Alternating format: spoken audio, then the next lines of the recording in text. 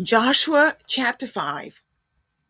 Now it came about when all the kings of the Amorites who were beyond the Jordan to the west, and all the kings of the Canaanites who were by the sea, heard how the Lord had dried up the waters of Jordan before the sons of Israel until they had crossed, that their hearts melted, and there was no spirit in them any longer because of the sons of Israel. At that time, the Lord said to Joshua, "Make for yourself flint knives and circumcise again the sons of Israel the second time." So Joshua made himself flint knives and circumcised the sons of Israel at Gibeath Haraloth. This is the reason why Joshua circumcised them. All the people who came out of Egypt who were males, all the men of war, died in the wilderness along the way after they came out of Egypt. For all the people who came out were circumcised, but all the people who were born in the wilderness along the way as they came out of Egypt had not been circumcised. For the sons of Israel walked 40 years in the wilderness until all the nation, that is, the men of war who came out of Egypt, perished because they did not listen to the voice of the Lord, to whom the Lord had sworn that he would not let them see the land which the Lord had sworn to their fathers to give us, a land flowing with milk and honey. Their children, whom he raised up in their place, Joshua circumcised. For they were uncircumcised because they had not been circumcised along the way. Now, when they had finished circumcising all the nation, they remained in their places in the camp until they were healed. Then the Lord said to Joshua, "Today I have rolled away the reproach of Egypt from you." So the name of that place is called Gilgal to this day. While the sons of Israel camped at Gilgal, they observed the Passover on the evening of the 14th day of the month on the desert plains of Jericho. On the day after the Passover, on that very day, they ate some of the produce of the land, unleavened cakes and parched grain. The manna ceased on the day after they'd eaten some of the produce of the land, so that the sons of Israel no longer had manna, but they ate some of the yield of the land of Canaan during that year. Now it came about, when Joshua was by Jericho, that he lifted up his eyes and looked, and behold, a man was standing opposite him with his sword drawn in his hand. And Joshua went to him and said, "Are you for us or for our adversaries?" He said, "No, rather, I indeed came now as captain of the host of the Lord." And Joshua fell on his face to the earth and bowed down and said to him, "What has my Lord to say to his servant?" The captain of the Lord's host said to Joshua, "Remove your sandals from your feet, for the place where you're standing is holy." And Joshua did so. Now Jericho was tightly shut because of the sons of Israel. No one went out and no one came in. The Lord said to Joshua, "See, I have given Jericho into your hand with its king and the valiant warriors. You shall march around the city, all the men of war circling the city once. You shall do so for 6 days. Also, 7 priests shall carry 7 trumpets of ram's horns before the ark. Then on the seventh day you shall march around the city 7 times, and the priests shall blow the trumpets. It shall be that when they make a long blast with the ram's horn, and when you hear the sound of the trumpet, all the people shall shout with a great shout, and the wall of the city will fall down flat, and the people will go up every man straight ahead. So Joshua the son of Nun called the priests and said to them, "Take up the ark of the covenant, and let 7 priests carry 7 trumpets of ram's horns before the ark of the Lord." Then he said to the people, "Go forward and march around the city." and let the armed men go on before the ark of the Lord.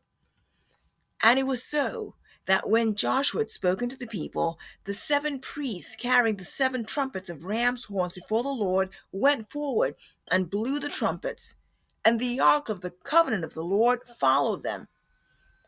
The armed men went before the priests who blew the trumpets, and the rear guard came after the ark while they continued to blow the trumpets.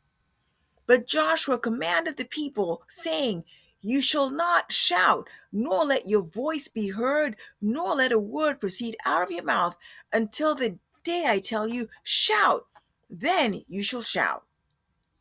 So he had the ark of the Lord taken around the city, circling it once. Then they came into the camp and spent the night in the camp. Now Joshua rose early in the morning, and the priests took up the ark of the Lord.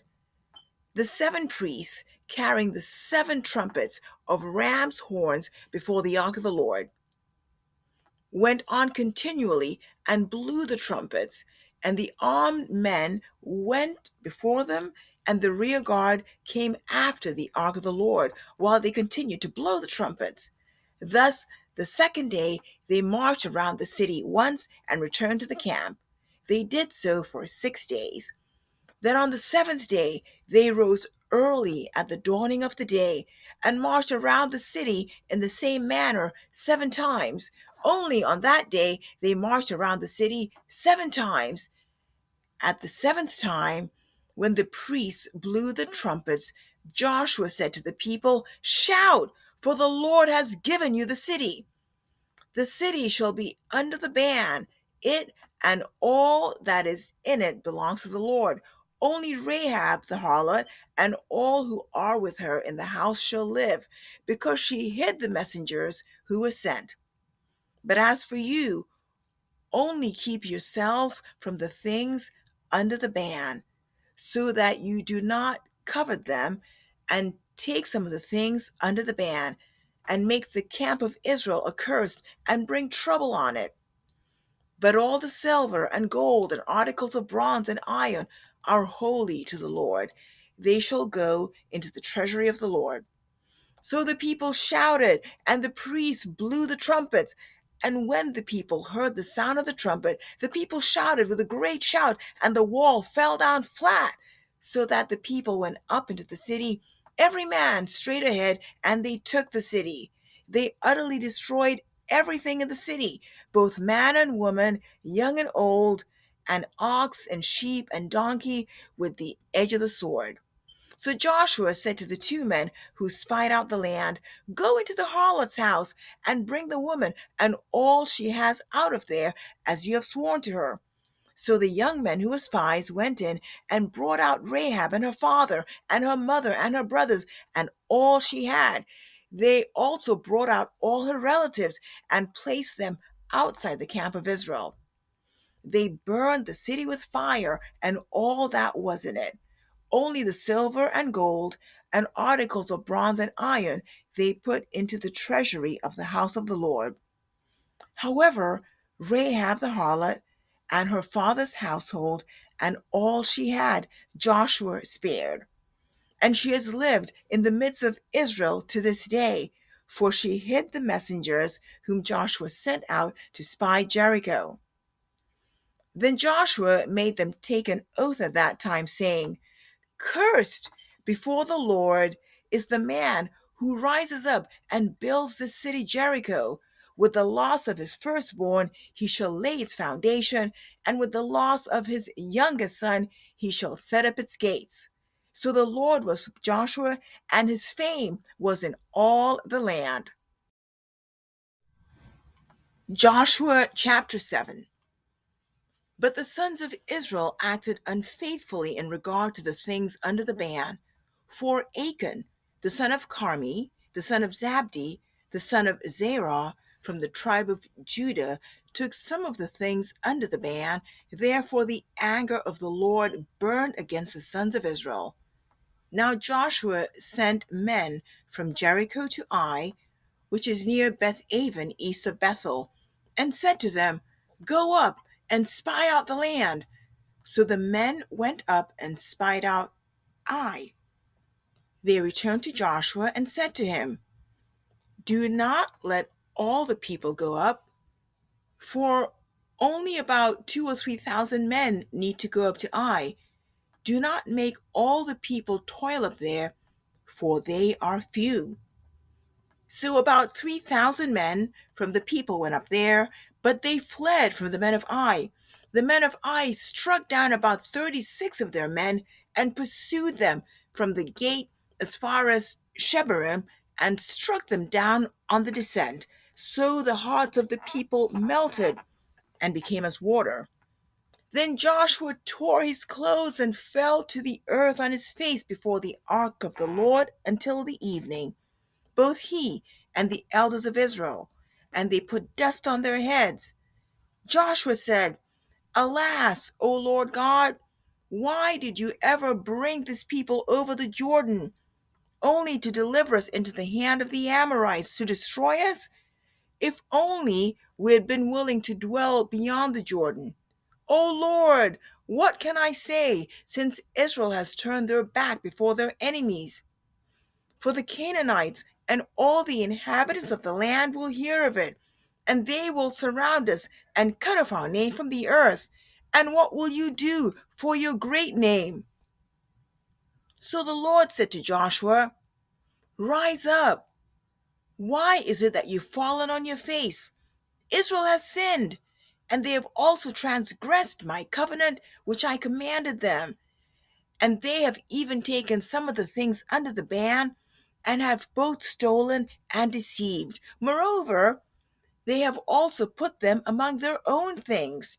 Therefore, the sons of Israel cannot stand before their enemies. They turn their backs before their enemies, for they have become accursed. I will not be with you any more unless you destroy the things under the ban from your midst. Rise up, consecrate the people, and say, 'Consecrate yourselves tomorrow, for thus the Lord, the God of Israel, has said, there are things under the ban in your midst, O Israel. You cannot stand before your enemies until you have removed the things under the ban from your midst. In the morning, then you shall come near by your tribes, and it shall be that the tribe which the Lord takes by lot shall come near by families, and the family which the Lord takes shall come near by households, and the household which the Lord takes shall come near man by man. And it shall be that the one who is taken with the things under the ban shall be burnt with fire, he and all that belongs to him, because he has transgressed the covenant of the Lord, and because he has committed a disgraceful thing in Israel." So Joshua arose early in the morning and brought Israel near by tribes, and the tribe of Judah was taken. He brought the family of Judah near, and he took the family of the Zerahites. And he brought the family of the Zerahites near man by man, and Zabdi was taken. He brought his household near man by man, and Achan, son of Carmi, son of Zabdi, son of Zerah, from the tribe of Judah, was taken. Then Joshua said to Achan, "My son, I implore you, give glory to the Lord, the God of Israel, and give praise to him. And tell me now what you have done. Do not hide it from me." So Achan answered Joshua and said, "Truly, I have sinned against the Lord, the God of Israel. And this is what I did. When I saw the spoil, a beautiful mantle from Shinar, and 200 shekels of silver, and a bar of gold 50 shekels in weight. Then I coveted them and took them, and behold, they are concealed in the earth inside my tent, with the silver underneath it." So Joshua sent messengers, and they ran to the tent, and behold, it was concealed in his tent with the silver under it. They took them from inside the tent and brought them to Joshua and to all the sons of Israel, and they poured them out before the Lord. Then Joshua and all Israel with him took Achan, the son of Zerah, the silver, the mantle, the bar of gold, his sons, his daughters, his oxen, his donkeys, his sheep, his tent, and all that belonged to him, and they brought them up to the valley of Achor.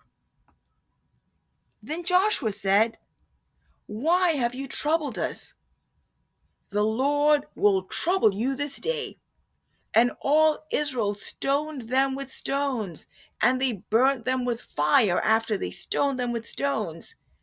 They raised over him a great heap of stones that stands to this day. And the Lord turned from the fierceness of his anger.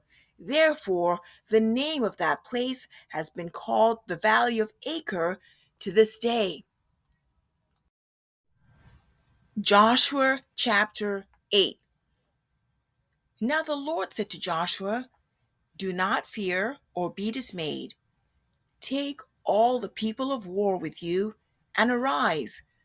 Go up to Ai. See, I have given into your hand the king of Ai, his people, his city, and his land. You shall do to Ai and its king just as you did to Jericho and its king. You shall take only its spoil and its cattle as plunder for yourselves. Set an ambush for the city behind it." So Joshua rose with all the people of war to go up to Ai, and Joshua chose 30,000 men, valiant warriors, and sent them out at night. He commanded them, saying, "See, you are going to ambush the city from behind it. Do not go very far from the city, but all of you be ready.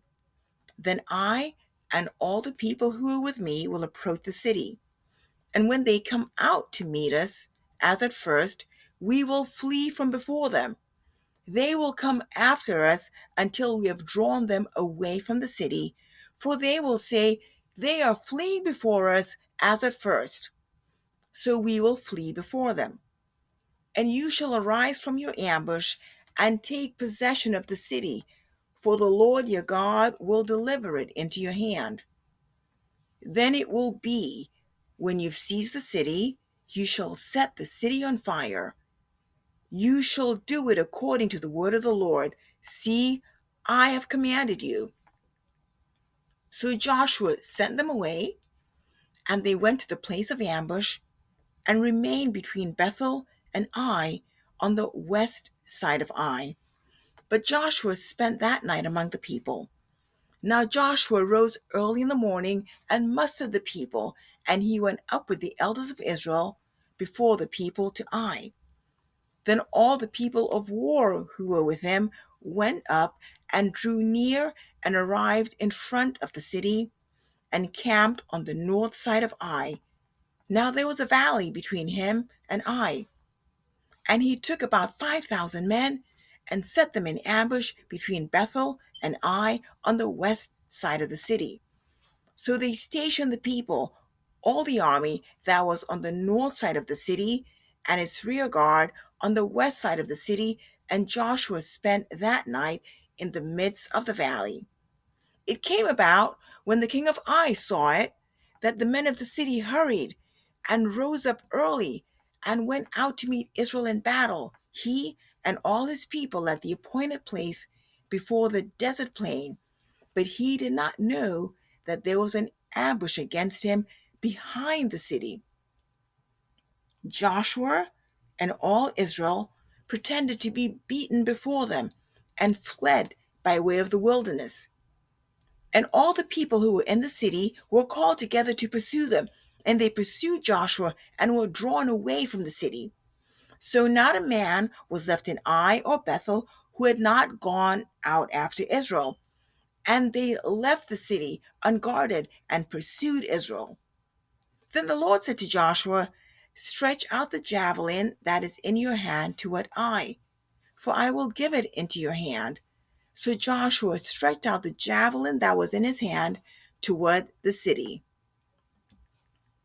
The men in ambush rose quickly from their place when he stretched out his hand. They ran and entered the city and captured it, and they quickly set the city on fire. When the men of Ai turned back and looked, behold, the smoke of the city ascended to the sky, and they had no place to flee this way or that, for the people who had been fleeing to the wilderness turned against the pursuers. When Joshua and all Israel saw that the men in ambush had captured the city, and that the smoke of the city ascended, they turned back and slew the men of Ai. The others came out from the city to encounter them, so that they were trapped in the midst of Israel, some on this side and some on that side, and they slew them until no one was left of those who survived or escaped. But they took alive the king of Ai and brought him to Joshua. Now, when Israel had finished killing all the inhabitants of Ai in the field in the wilderness where they pursued them, and all of them were fallen by the edge of the sword until they were destroyed, then all Israel returned to Ai and struck it with the edge of the sword. All who fell that day, both men and women, were 12,000, all the people of Ai. For Joshua did not withdraw his hand, which he had stretched out the javelin, until he had utterly destroyed all the inhabitants of Ai. Israel took only the cattle and the spoil of that city as plunder for themselves, according to the word of the Lord, which he had commanded Joshua. So Joshua burned Ai and made it a heap forever, a desolation until this day. He hanged the king of Ai on a tree until evening, and at sunset Joshua gave command, and they took his body down from the tree and threw it at the entrance of the city gate, and raised over it a great heap of stones that stands to this day. Then Joshua built an altar to the Lord, the God of Israel, in Mount Ebal, just as Moses, the servant of the Lord, had commanded the sons of Israel, as it is written in the book of the law of Moses, an altar of uncut stones on which no man had wielded an iron tool. And they offered burnt offerings in it to the Lord and sacrificed peace offerings. He wrote there on the stones a copy of the law of Moses, which he had written in the presence of the sons of Israel. All Israel, with their elders and officers and their judges, were standing on both sides of the ark before the Levitical priests who carried the ark of the covenant of the Lord, the stranger as well as the native. Half of them stood in front of Mount Gerizim, and half of them in front of Mount Ebal, just as Moses, the servant of the Lord, had given command at first to bless the people of Israel. Then afterward he read all the words of the law, the blessing and the curse, according to all that is written in the book of the law. There was not a word of all that Moses had commanded which Joshua did not read before all the assembly of Israel, with the women and the little ones and the strangers who were living among them.